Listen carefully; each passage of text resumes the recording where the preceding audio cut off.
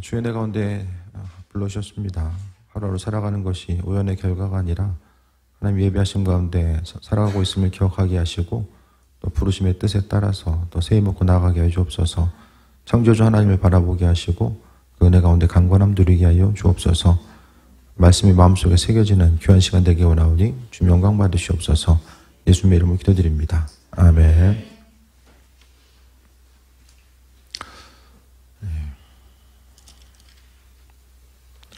오늘 본문 자체는 한 사람이 이제 영생의 문제를 가지고 율법 교사가 오게 됩니다. 어떻게 해야지만 이 영생에 이룰 수 있는가에 대한 그 질문을 가지고 오게 되는데 삶의 모습 자체가 항상요. 현대인들은 이제 생각할 수 있는 힘 자체를 많이 이제 상실해 갑니다. 단순하고 순간적인 기쁨과 또 보여지고 들려지는 것, 몸에 대해서 이제 감각적인 것들에 대해서 감각을 자극하는 것들은 익숙한데 많은 부분에 있어서 심각하게 생각하고 고민하는 부분 자체는 퇴보되지 않나라는 생각을 좀 많이 합니다.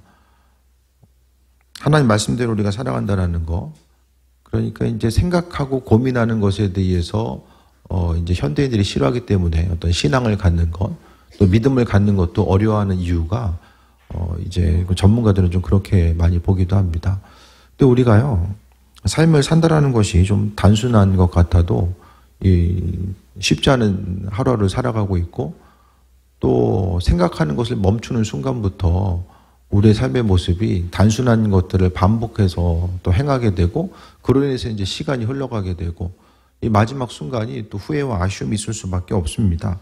하지만 우리가 말씀을 통해서 우리 자신의 삶에 대해서 또 주변 관계성 가운데서 돌아보게 되면 하루하루를 살아감에 있어서 어떻게 하면 더 의미 있고 가치 있는 삶을 살 수 있을까를 또 돌아보게 됩니다. 율법사가 와서 물어본 율법사가 이제 영생을 어떻게 얻을 수 있습니까? 라고 10장 25절에 물어보게 되고요. 예수님께서는 율법에 무엇이라 기록되었으면 내가 어떻게 읽느냐라고 했을 때에 이 율법 교사는 정확하게 알고 있습니다. 내 마음을 다해서 목숨을 다하고 힘을 다해서 그 뜻을 다해서 너의 하나님 사랑하고 내 이웃을 자신과 같이 사랑하라. 이것 자체가 하나님께서 우리에게 허락하신 이 말씀을 통해서 영생에 이르게 하는 가장 핵심적인 그 말씀임을 이야기하고 있거든요. 영원한 하나님 나라에 대해서 생각하는 것이 우리가 어떤 몸의 아픔이나 질병이나 또 우리의 삶의 여정이 얼마 남지 않았을 때만이 아니라 하루하루 의미 있고 가치 있는 삶을 살기 위해서는요. 항상 이 세상에서의 삶뿐만 아니라 죽음 이후의 삶이 있다는 것에 대해서 분명히 기억해야 되고 반대로 말씀드리면은 죽음 이후의 삶이 존재하지 않는다는 것을 이 세상 누구도 증명할 수는 없습니다. 그러니까 우리가 말씀을 통해서 허락하신 하나님의 그 뜻과 인도하심에 대해서 기억하고 또 은혜 가운데 나아가야 되는데 핵심적인 구절은 구약시대나 신약시대나 지금도 마찬가지로 하나님 사랑하고 이웃 사랑하는 것이 바로 하나님 나라의 합한 자 또 영생에 이르는 길이 바로 우리 혼자 스스로 뭘 해서가 아니라 주변 누군가가 존재하고 그들을 향해서 나누고 섬기고 베푸는 것임을 이야기합니다. 그 교회의 윤리 수준은요, 그 어떤 다른 세상 가치관과 종교, 철학보다 상당히 강화되어 있습니다. 그냥 단순히 이거 하지 마, 이렇게 해야 돼, 그것이 아니라 창조주 하나님을 대하는 방식 자체를요, 우리가 다른 사람들과의 관계를 통해서 하나님은 다 한 가지 한 가지 풀어서 말씀하고 있거든요. 그러니까 우리가 신앙생활하는 것이 뭐냐라고 했을 때에 주님과 우리와의 관계 가운데 그분을 독대하면서 그분과 1대1의 만남을 통해서 신앙생활이 이루어지는 것처럼 보여도 타종교에 있어서는 열심히 혼자 기도하고 혼자 선을 행하고 그게 아니라 우리에게 있어서 핵심적인 것은 관계로서 하나님 모든 것을 말씀하고 있어요. 하나님 율법의 핵심인 하나님 사랑하는 것과 또 이웃을 사랑하는 것, 이거 모든 것 한 가지 한 가지를 다 주님께서는 이 관계를 통해서 또 풀어가고 있음에 대해서 말씀하고 있는데 이 관계의 중심 자체는 무엇입니까? 하나님 말씀이 이루어져야 되고요. 그 말씀을 통해서 또 사랑하고 나누고 베푸고 섬기는 삶을 살아가야 됨에 대해서 이야기하고 있어요.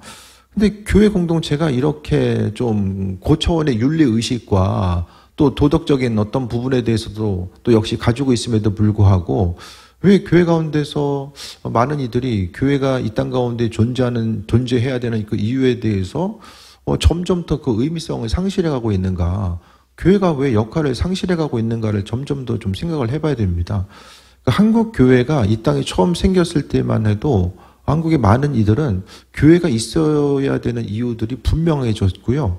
또 그것 때문에 많은 이들이 교회 공동체를 통해서 몰려들게 됩니다. 교회가 처음 생겼을 때에 이제 말씀을 봐야 되니까 문맹률이 낮아지게 되고요. 또 이제 우리나라에 이제 반상의 구별이 있었잖아요. 그런 부분들이 하나님 말씀이 이 땅에 정착됨으로 인해서 도시뿐만 아니라 시골까지도 교회가 성장해 나아감에 있어서 하나님 안에 바로 한 지체와 형제라는 이런 생각들이 퍼져나가게 됩니다. 그래서 우리나라에 정말 수백 년, 수천 년을 이어져 왔었던 이런 반상의 이런 구별들이 이제 기독교 또 근대화의 물결 가운데서 이루어지게 되고요. 그리고 농촌에 보면은 이전 가운데 선교사님들이 이 땅에 들어왔을 때만 해도 시골에서 보면은 그 농번기에는 뭐 열심히 일하다가 겨울에만 되면 그동안 번 거 가지고 다 이제 그 노름하고 술 먹고 이러면서 다 이제 탕진하게 되는 거예요. 이런 모습들이 하나님 말씀이 들어감을 통해서 삶을 열심히 살아가야 되는 이유 자체가 무엇인가? 삶을 의미 있게 살아가는 것 자체가 무엇인지에 대해서 그런 의식의 교회 공동체를 통한 전환들이 나타나게 됩니다. 또 공부를 왜 해야 되는가에 대해서도 분명히 인식하게 되고요. 이런 순간순간의 모습을 통해서 교회가 있어줘야 되는 분명한 이유와 목적이 있었고요. 또 교회는 계속해서 나누고 섬기고 베푸는 일을 쉬지 않았습니다. 그 일들을 통해서 한 가지 한 가지 오매 있어서 교회가 본질적인 것, 하나님 말씀에 대한 이 본질적인 것들이 이제 상실돼 나가는 그 순간부터 더 이상 교회가 나누고 섬기는 것이 목표가 아니라 각자의 모습 가운데 인생을 좀 더 주님을 통해서 기쁘고 평안하게 의미 있는 어떤 그 공동체와 더불어서 의미 있는 삶을 살기보다는 내 스스로가 그 각자 원하는 부분들, 물질적인 번영과 이 땅에서의 복의 개념만 추구하다 보니까 더 이상 관계가 소중한 것이 아니라 그냥 나 자신이 소중하게 되는 그 순간부터 교회는 점점 더 힘을 잃어가게 되고 지금의 현실까지 오게 된 것입니다. 그러니까 하나님 말씀을 있는 그대로 완벽한 것, 하나님을 잘 섬기기 위해서 주변 사람들을 이용하고 그 경쟁 가운데 가서 그 살아남는 그런 부분을 말씀하고 있는 것이 아니라 하나님을 철저하게 이 말씀을 통해서 하나님께 나아가는 방법은 주변 사람들과의 관계를 통해서만이 나아가야 된다는 사실에 대해서 또 이야기합니다. 그러니까 우리는 교인으로서 항상 하나님께 기도할 때도 마찬가지거든요. 말씀대로 살아가고 있는가에 대해서 스스로 돌아봐야 되는데 이 말씀대로 살아가는 건요. 주변 한 사람 한 사람이 존재하고 그러니까 최소한 내가 신앙생활을 잘하고 있다고 한다면 나 때문에 내 주변에 가까이 있는 사람들이 기쁘고 행복한 삶을 누리고 또 그로 인해서 소망함이 넘치는 삶을 살고 있어야 된다는 거예요.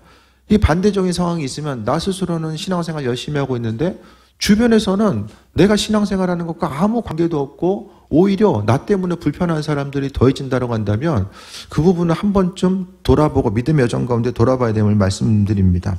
그러면서 영생에 대한 이런 그 질문 앞에서 오늘 본문에 비유를 통해서 예수님께서 말씀하십니다. 그 사람이 자기를 옳게 보이려고 예수께 여짜오되 그러면 내 이웃이 누구니까? 이웃이 누구입니까?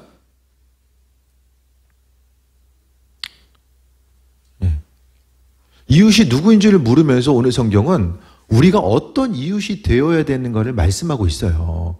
본문의 핵심적인 내용은 우리가 어떤 이웃이 되어야 되는가, 이 땅 가운데서 어떤 이웃이 되어야 되는 것을 말씀하고 있어요. 하나님 은혜 가운데 삶을 살아감에 있어서 어떤 이웃이 되어야 되는가. 점점 더요, 믿음 생활한다는 것은 내 한 몸 잘 먹고 잘 사는 것에 있어서도 생각했을 때에 많은 이들이 이제는 교회 가운데 내 한 몸 잘 먹고 잘 살 수 있다고 생각하는 사람이 점점 줄어들게 되는 거죠. 그러니까 젊은 세대로 가면 갈수록 말씀이 들리지 않고 내가 여기 왜 앉아있지? 이런 생각할 수밖에 없는 거예요. 나 중심의 모습을 가지고 있으면 그게 될 수밖에 없습니다.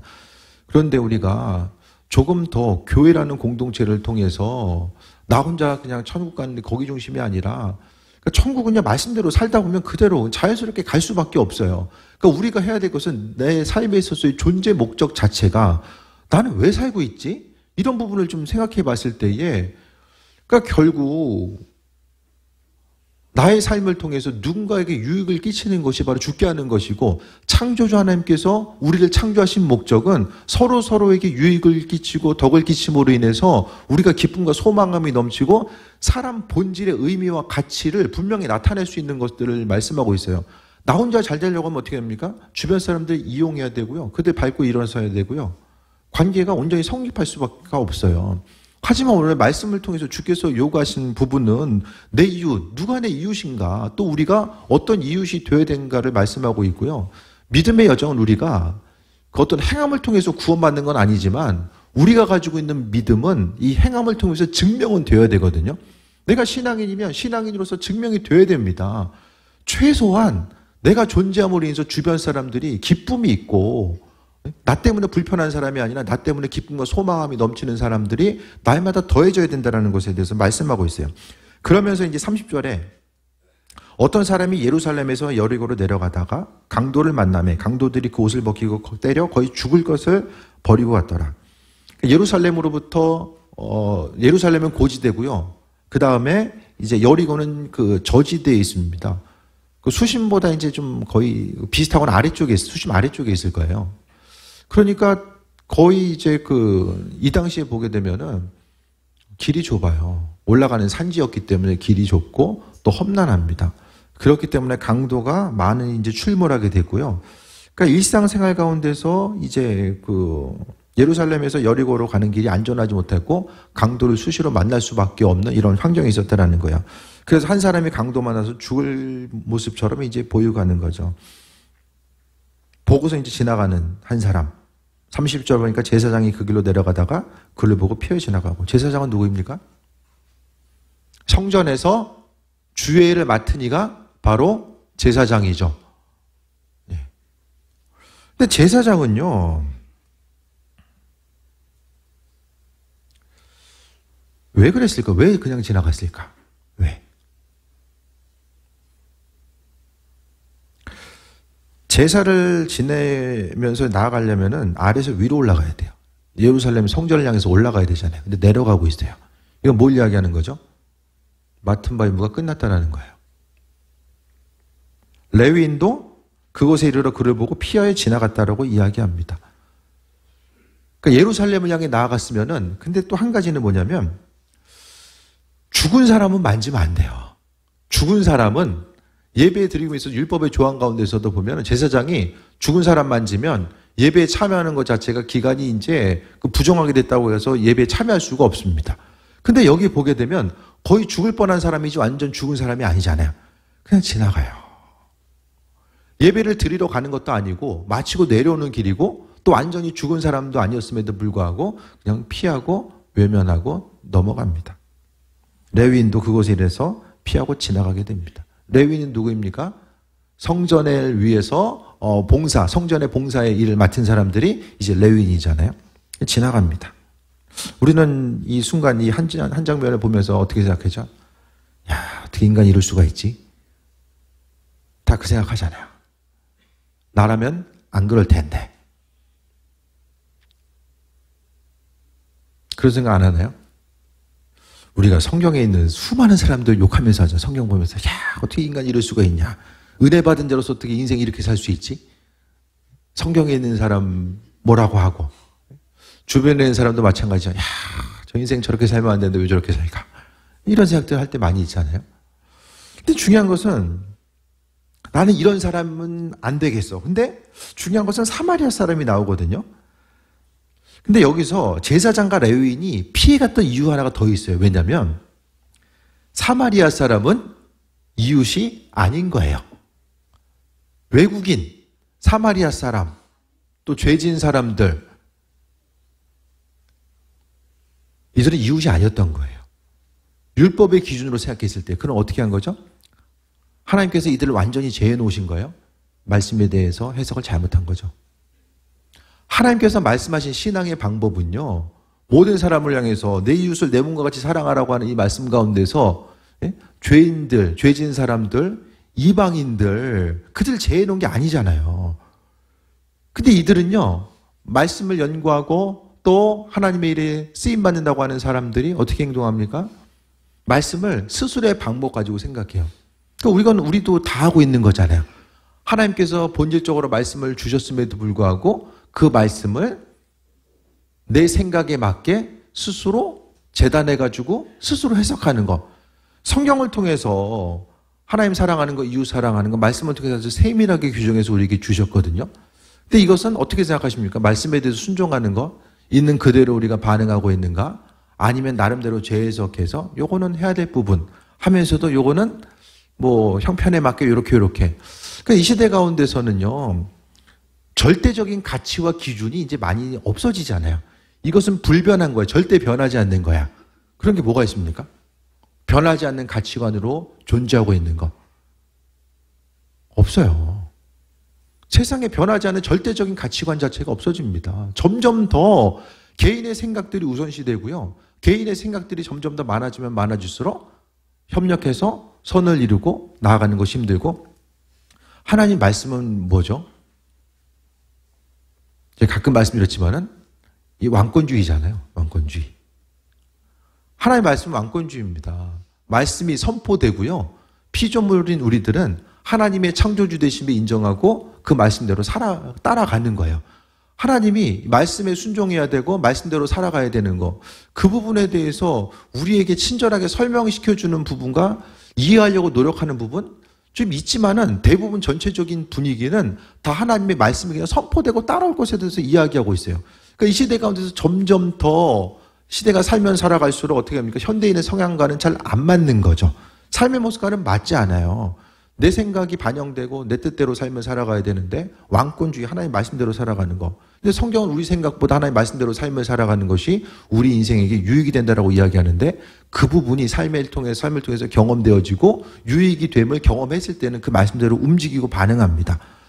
오늘 본문 가운데서도 주시는 것들, 말씀이 있었음에도 불구하고 제사장과 레위인은 스스로 생각하기에 말씀에 대해서 재해석하고, 모르겠어요. 그냥 말씀과는 상관없이 그냥 귀찮게 여겨서 지나갈 수도 있지만은 이들은 그냥 지나가게 됩니다. 하나님 말씀에 대한 우리의 삶의 태도가 어떠해야 되는가를 오늘 말씀을 통해서 다시 한번 돌아봐야 됩니다. 주어진 말씀대로 삶을 살아가는 거. 우리는요, 시간이 한정돼 있잖아요. 엄청나게 많은 시간이 있는 게 아니거든요. 너무나도 빨리 지나가는 시간 가운데서 하나님 말씀이 진리 책임에 대해서 우리는요, 그분과의 관계성 가운데 이 빠른 시일 내에 해결이 돼야 됩니다.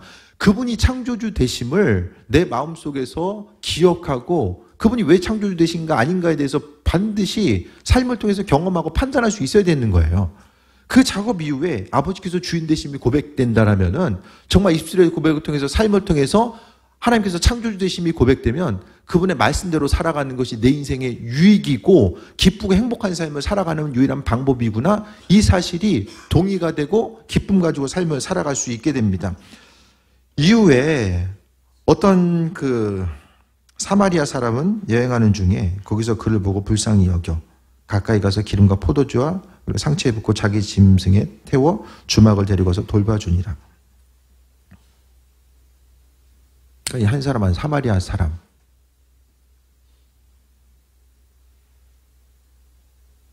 사마리아 사람은 누구죠? 사람 취급을 안 했어요. 유대인들이. 사람으로부터 벗어난 사람. 그 역사적인 배경 자체는 이제 다 알고 있잖아요. 이 글을 읽는 사람은요, 사마리아 사람이 도와줬다라 이것 자체가 같은 유대인들에게 있어서는 이게 충격이었을 거예요. 아니, 사마리아 사람이 유대인들을 도와줘? 있을 수가 없는 거. 유대인들은 사마리아를 지나가지 않았어요. 단축거리임에서 북쪽으로 갈 수 있는 지름길임에도 불구하고 지나가지 않았습니다. 부정탈까 봐 안 지나갑니다. 아주 적대적인 관계성이 상당히 심해진 그 순간이었고요. 그 순간에 이제 오랫동안 계속됩니다. 사마리아 사람 여행한 중에 거기에 이르러 그를 보고 불쌍히 여겼습니다. 다른 사람들을 불쌍히 여기고 긍휼히 여기는 것이 바로 아버지의 마음이죠. 네. 누군가가 도와주겠지라고 생각하는 것이 아니라 아버지의 마음. 불쌍히 여겨서요, 가까이 가서 기름과 포도주를 상추에 붓고 싸매고요, 짐승에 태워 주막으로 데려가서 돌봐줍니다. 여기서 끝난 것이 아니라 주인에게 돈을 주고요, 그 다음에 사람이 계속해서 치료해 줄 것을 이야기하죠. 비용이 더 들면 내가 돌아올 때에 갚아준다라고까지 이야기합니다. 이 사람은 어떤 사람이냐면 바로 예수님께서 우리가 어떤 좋은 이웃이 되어야 되는가에 대해서 기준으로서 표본으로서 정해준 거예요.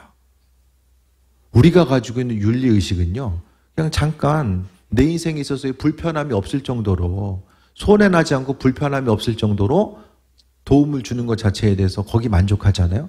근데 주님께서 말씀하시는 건요, 여기 나와 있는 것처럼 자신이 가지고 있는 것을 헌신하고 또 맡겨두고 가는 것이 아니라 그냥 처음에 그냥 맡겨주고 돈까지 주고 그냥 내가 여기서 할 수 있는 데까지는 했다라고 생각할 수 있잖아요.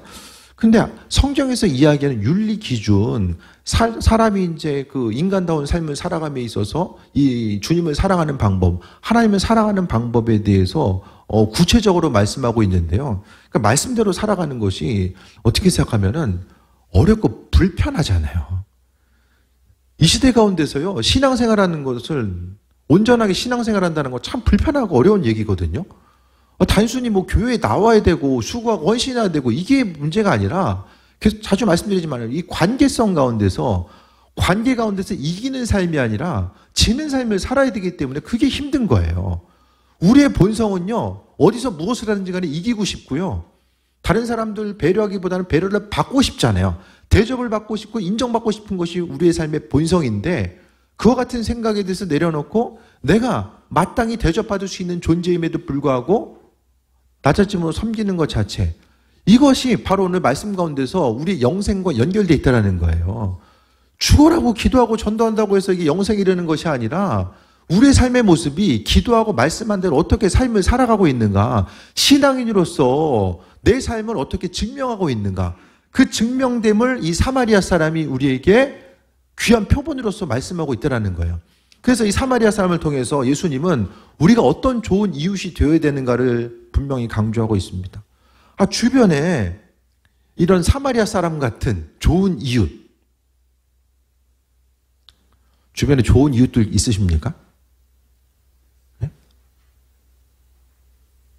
정말 어려울 때 내 삶을 나누고 공유하고 도움을 받을 수 있는 누군가 있으세요?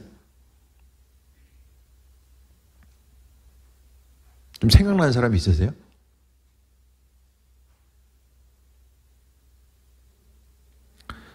힘들 때 잠깐 몇 번은 도와줄 수 있어요.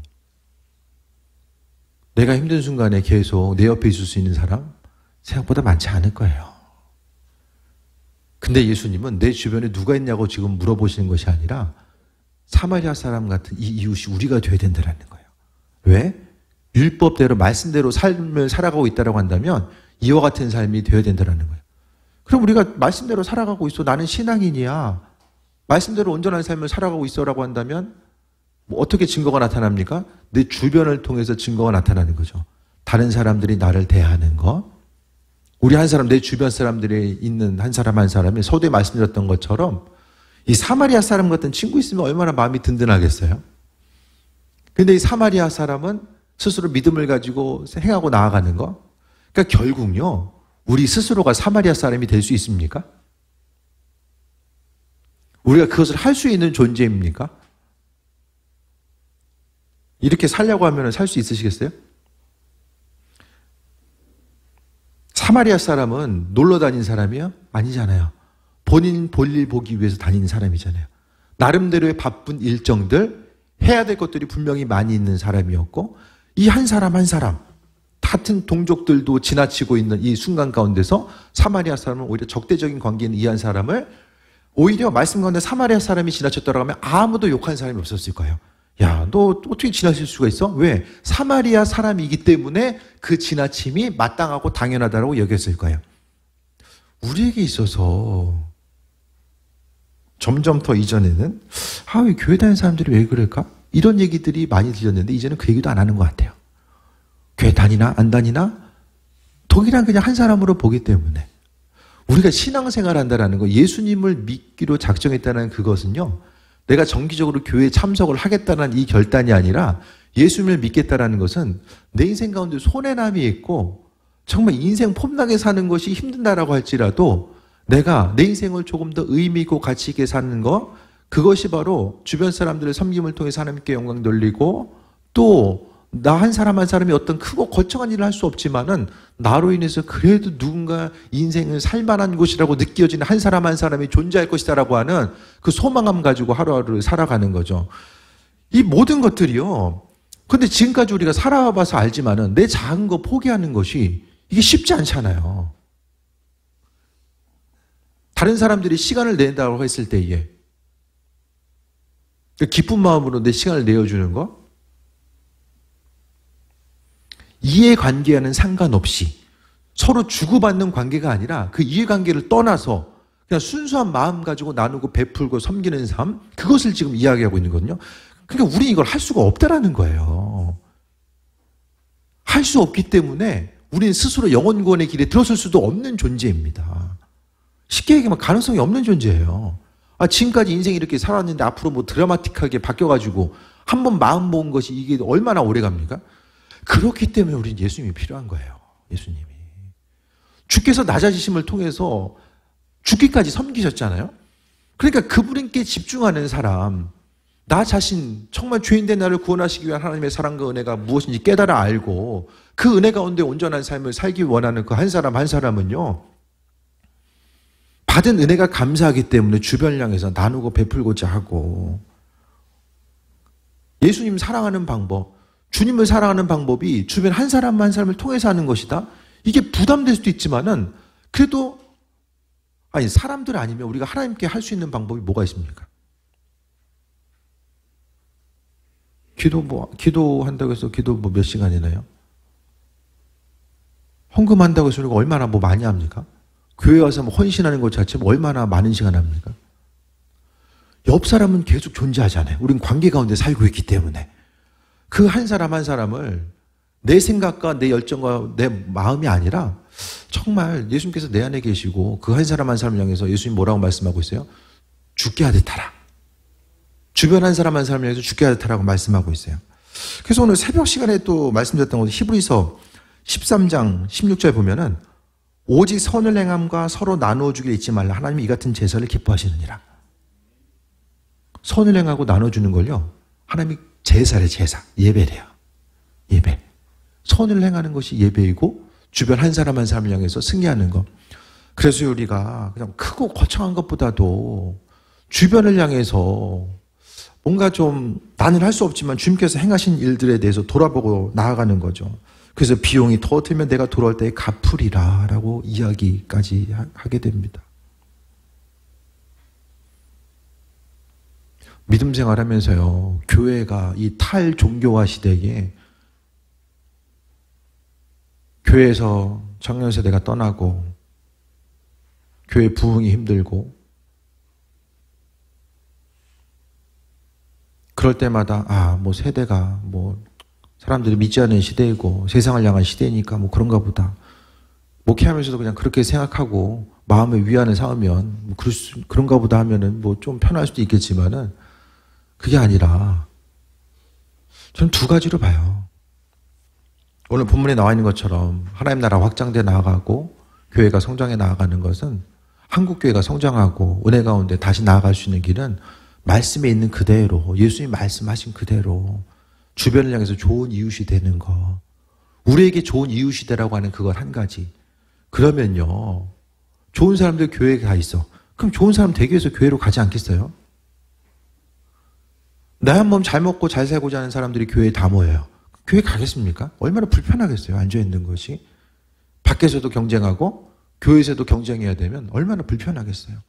그거 한 가지와 더불어서 또 한 가지가, 이것은 사도행전에 나와 있는 것처럼 하나님께서 성령 인도하심을 통해서 행하는 거죠. 교회 가운데 하나님만이 행하실 수 있는 그 일들이 나타나고 전파되고 움직일 수 있는 이 두 가지가 분명히 선행되어야 되는데, 또 근본적으로 보면 우리가 선을 행하는 것도 결국에는 성령께서 우리의 심령 가운데 행하시는 거죠. 그러니까 교회 부흥은 다 성령의 역사이고 성령의 음성 앞에 우리가 얼마나 귀를 기울이면서 나아가는가. 36절에 보면 내 생각에는 이 세 사람 중에 누가 강도 만난 자의 이웃이 되겠느냐. 강도 만난 자의 이웃이 누가 되겠느냐. 우리에게도 마찬가지입니다. 주변에 마음이 상하고 힘들고 고통당하는 일들을 향해서 정부가 나서서 이것도 저것도 하고 복지기관에서 이것도 저것도 하고, 그것보다 오늘 본문을 통해서 주님께서 말씀하시는 분량은요, 우리 한 사람 한 사람을 통해서 우리에게 맡겨주신 거예요. 우리로 하여금 그 일들을 아버지께서 맡겨주셨다라니까요. 내가 아니라 내가 생각을 멈추고 내가 행동함을 멈추는 그 순간 누가 움직입니까? 하나님의 사람, 신앙인으로서 삶을 살아감에 있어서 내가 멈추는 그 순간에요. 하나님의 영광은 사라집니다. 그분의 일하심과 인도하심을 경험할 수도 없고요. 점점 더 그 순간부터 우리가 좋은 이웃이 되기를 멈추는 그 순간부터 교회는 그 순간부터 세속화를 향해서 점점 더 나아가게도 더 이상 교회가 아닌 거죠. 우리가 무슨 일들을 하든지 간에 이유가 있고 그 목적이 분명하잖아요. 직장에 나가는 거, 가정에서도 이유와 목적이 분명하잖아요. 교회에 왔을 때 이유와 목적이 분명해야 됩니다. 이 교회를 통해서 스스로 기대하는 부분들이 있어줘야 돼요. 내가 어떤 사람이 되어야 될 것인가. 여러분 자녀들 어떤 사람이 되길 원하십니까? 세상적으로 아무리 잘 돼도 부모 몰라보고 주변 관계를 힘들어하고 공동체 가운데 이루지 못하는 사람, 대화가 안 되는 사람, 소통이 안 되는 사람. 좋은 이웃만 되면요, 이 땅 가운데 얼마든지 귀하게 쓰임받을 수 있습니다. 점점 더 사람들이 힘들어하는 게 소통이잖아요. 대화하는 거 얼마나 힘들어합니까? 젊은 세대를 향해서도 학생들, 아이들, 청년들도 얼마나 힘들어요. 소통만 잘해도 이 시대 가운데 귀하게 쓰임받을 수 있습니다. 좋은 이웃이 되기 위해서 나 자신을 벗어나서 좋은 이웃. 그래서 오늘 본문 가운데서도 강도 많은 자의 이웃이 누구인가, 주변 한 사람 한 사람을 향한 이웃이 누가 되어야 되는가를 주께서 우리에게 말씀해 주고 있어요. 37절에 자비를 베푼 자다라고 율법교사가 이야기하죠. 예수께서 이르시되 너도 가서 이와 같이 하라. 이와 비슷하게 행하라는 것이 아니라 이처럼 똑같이 행하라고 말씀하고 있는 거예요. 그러니까 말씀대로 사는 게 인생이 얼마나 불편해요. 얼마나 힘들고 불편해요. 몸도 움직여야 되고 돈 안 되는 일 해야 되고 맘 상하는 일 해야 되고. 그러니까 결국 신앙생활은 교회에서 하는 게 아니라요, 밖에서 하는 거예요. 교회에서는 서로서로 위로하고 권면하고 전쟁터 나가야 되잖아요. 그럼 교회에서는 어떻게 해야 돼요? 서로서로 용기를 붙어주고 충전받고 세임 얻어야 되잖아요. 그 말씀 가운데 세임 얻어야지만이, 그 주님의 사랑이 왜 필요한가. 그러니까 예수님의 사랑이 내 안에 있을 때만이 그 일들을 우리가 할 수 있어요. 내 힘과 능력 가지고 몇 번은 가능해요. 근데 반복돼서 이것을 할 수가 없다라니까요. 지쳐요. 우리는 그런 힘과 능력이 없어요. 그러니까 예수님이 필요한 거예요. 선교지를 향해 나아가는 이들, 내 인생의 많은 중요한 부분들을 포기하고 이웃을 살기 위해서 힘쓰고 나아가는 이들, 그와 같은 삶은요, 스스로의 의지와 노력 가지고는 불가능한 거예요. 평화의 집 가보면, 정신질서에 가보면 항상 이렇게 사모님이 반겨주시잖아요. 그건 항상 이렇게 웃으면서 반겨줘요. 웃으면서. 같이 그 정신체 가진 분들하고 같이 계속해서 생활하려면은 그 돈을 그 수억 준다고 해도 수십억 준다고 해도 그렇게 살 수 있을까? 그거 어떻게 살아요? 근데 그와 같은 삶을 평생을 통해 살 수 있는 거, 우리 가서 볼 때마다 보잖아요. 사모님 계속해서 웃으면서 우리 맞아주시고.